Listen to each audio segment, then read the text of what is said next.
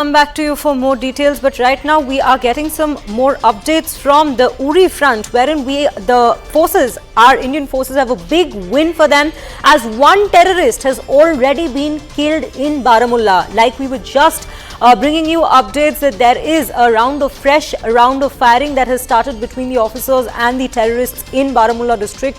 And we have Tejinder joining us back on this broadcast. Tejinder, right now we are hearing that there is a big win wherein one terrorist has already been gunned down. What other updates that we are getting? How many of them might be there operating at this point?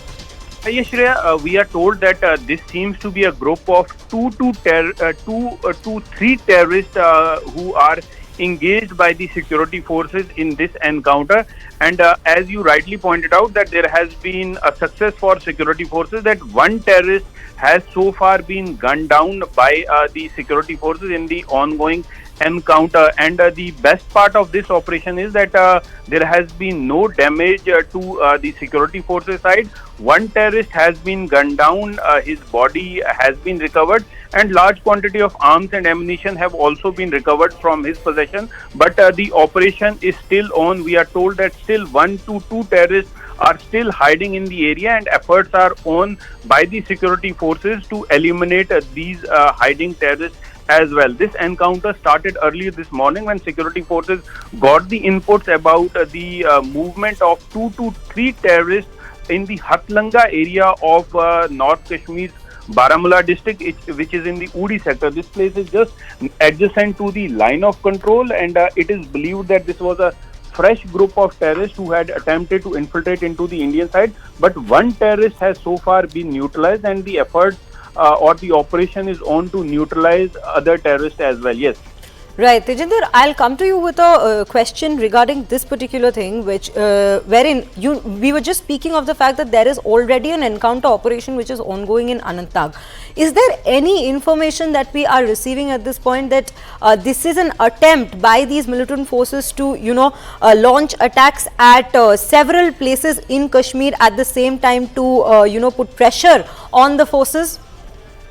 See, Shreya, we need to understand that the operation which happened in Anantnag, the police has made it clear that this was not an ambush that was launched by the terrorist, or the attack that was launched by the terrorist as claimed by the terror outfit TRF, the resistance front. The police says that they had got the inputs about the presence of terrorists in the forest area in Kokarnag of South Kashmir's Anantnag district. After that, they were trying to zero in at the location of those terrorists.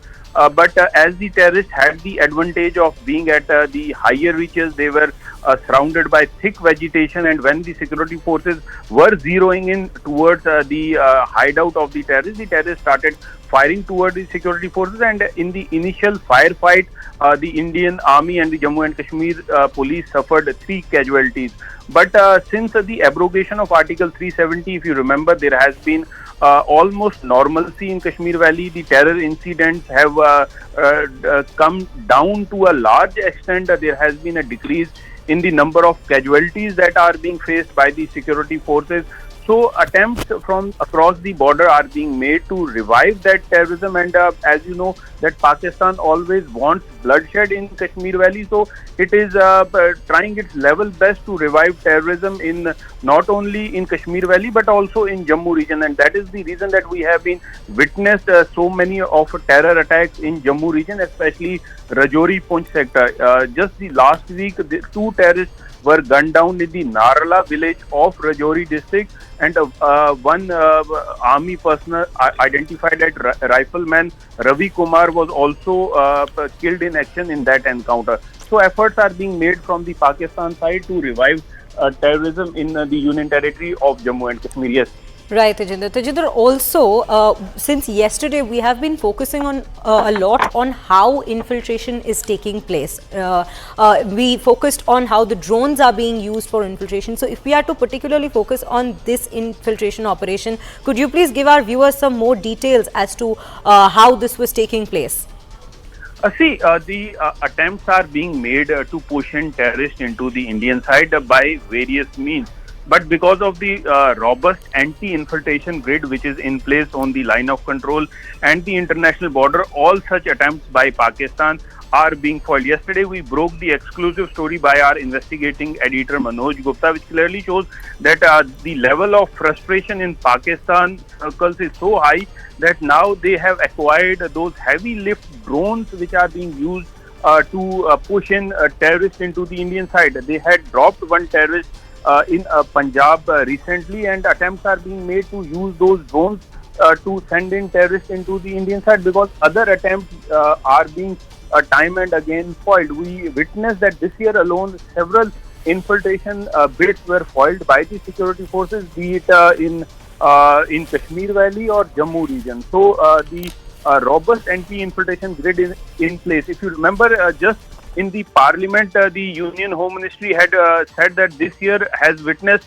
zero infiltration from the Pakistan side, because the alertness of security forces are not allowing these terrorists to cross over to the Indian side.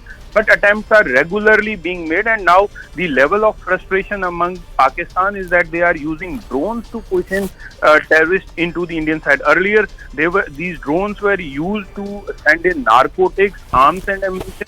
But now to help these terrorists cross over into the Indian side, drones are being used. So it clearly shows that Pakistan wants to disrupt peace in Jammu and Kashmir. And the other reason is that now that Pakistan is out of FATF's grey list, Pakistan has nothing to fear about. And given the fact that Pakistan is itself going through a lot of turmoil because of its failing economy, yesterday alone we saw how the petroleum prices in Pakistan were increased. People are protesting on roads. If you see in the Pakistan occupied Kashmir, every day people are holding protests. They are demanding that they should be allowed to go to India so that they could live with peace in India, because the inflation is so high that people are paying huge prices for essential commodities. Absolutely. So the people. So right. Yes. Right, Tejinder. Thank you for bringing us all those details. Definitely, this brings in a new light to the situation that is ongoing in Anantnag. That brings our focus to what is going on in Anantnag.